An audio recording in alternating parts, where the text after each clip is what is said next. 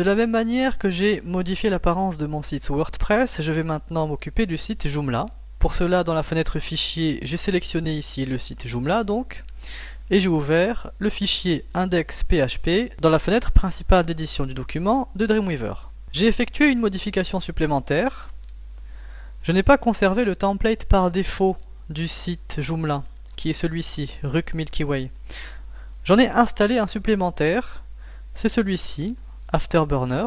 Alors pourquoi? Eh bien, en cas de mise à jour du CMS, si j'ai travaillé directement sur les fichiers qui sont inclus dans l'archive, mes modifications risquent d'être écrasées. En installant un répertoire supplémentaire dans le dossier template, je suis certain que ce dossier ne sera pas écrasé en cas de mise à jour. Voyons l'apparence du site avec un autre template, je clique sur affichage en direct. Et voilà, cette apparence a été totalement modifiée. Alors c'est toute la force de ces templates qui consistent en différents fichiers PHP, CSS. On peut le voir ici en déroulant l'arborescence. Ces quelques fichiers permettent de modifier totalement l'apparence du site. Et en réalité, par défaut, eh bien, on va avoir besoin de modifier deux fichiers, index.php et des feuilles de style CSS qui s'appliquent au site. Alors là, en l'occurrence, celle qui est ouverte, c'est la light4.css. Je vais donc effectuer des modifications sur ce template en utilisant Dreamweaver. Comme avec WordPress, je vais cliquer sur Inspecter en ayant soin auparavant d'avoir une palette de style CSS ouverte en mode actuel. Alors, je vais quitter ce message.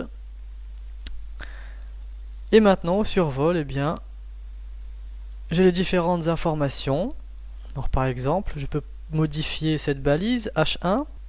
J'ai toujours le résumé de la sélection des différentes propriétés de style CSS qui s'appliquent à cette balise. Ici, j'ai une taille de police de caractère qui a été définie, mais attention, cette police de caractère est également définie directement dans les propriétés de la balise sélectionnée.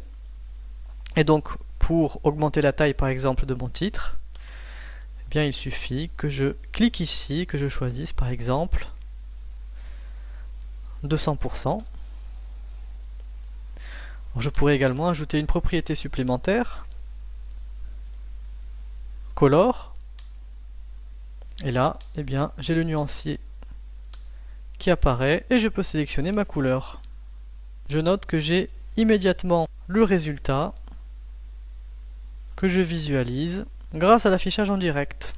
Alors je peux noter ici qu'il y a bien eu une modification sur la feuille de style CSS à l'aide de cette étoile ici, qui signifie que le fichier n'a pas encore été enregistré, qu'il a subi une modification. Alors je peux modifier d'autres éléments bien entendu, par exemple la balise H2. La taille de police de caractère de cette balise a également été définie ici. Je peux la modifier ou directement ajouter une nouvelle propriété. Alors je pourrais bien entendu cliquer sur le petit bouton édition et puis choisir les styles CSS qui m'intéressent grâce à cet outil qui est, il est vrai, très pratique. Une fois que je clique sur OK, j'ai la prévisualisation immédiate de mes modifications. Je peux bien entendu utiliser également le nouvel outil fourni par Dreamweaver pour comparer un élément avec ou sans une propriété de style en cliquant ici. Voilà, donc la variation de la police de caractère small caps ou petite majuscule a été désactivée. Et puis puisque je préfère comme ça, eh bien je vais tout simplement la mettre à la poubelle. Un autre outil qui peut m'être très pratique pour modifier mon template, c'est l'indicateur de code source. Lorsque je maintiens la touche Alt appuyée et que je clique sur un élément, par exemple celui-ci, eh bien j'ai les différentes ID, classes, les règles CSS à l'intérieur du document index.php et à l'intérieur de ma feuille de style qui sont listées, et au survol, eh bien j'ai les propriétés de style CSS qui apparaissent. Lorsque je veux modifier un élément qui a une classe particulière, par exemple la balise H1, qui a également la classe component heading attachée, bien je peux également ajouter la classe component heading tout en bas de la feuille de style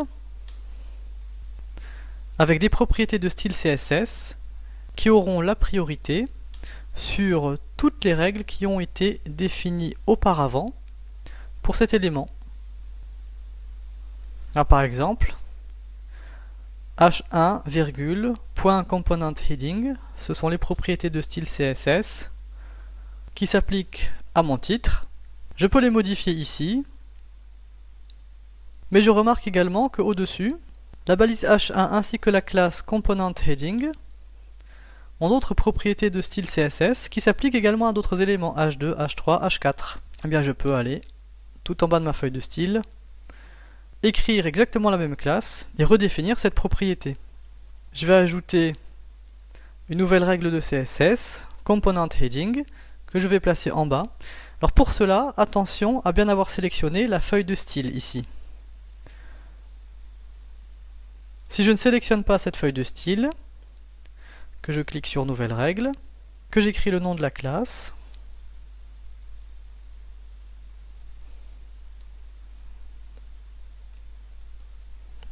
et que je clique sur OK,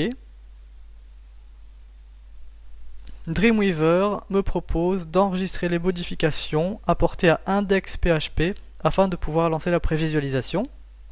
Effectivement, je n'ai pas choisi le bon fichier pour enregistrer ma nouvelle règle de CSS. Elle ne va pas se trouver dans la feuille de style. Je vais donc cliquer sur Annuler, et puis encore sur Annuler, puisque je ne veux pas modifier mon fichier index.php. Et je vais donc recommencer. Cette fois-ci, je vais bien sélectionner ma feuille de style ici. Je clique sur Ajouter une classe.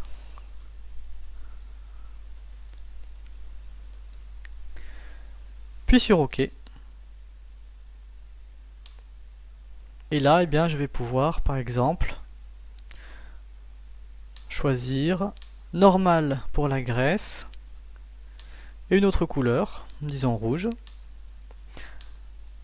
Lorsque je clique sur OK, la classe component heading a bien été ajoutée à la fin de mon fichier feuille de style. Et puisque ces propriétés se trouvent en dernier, eh bien elles ont la priorité sur celles qui ont été définies au-dessus, particulièrement celle-ci, où j'ai écrasé la couleur, qui est différente, et celle-ci, dans laquelle un caractère gras était spécifié.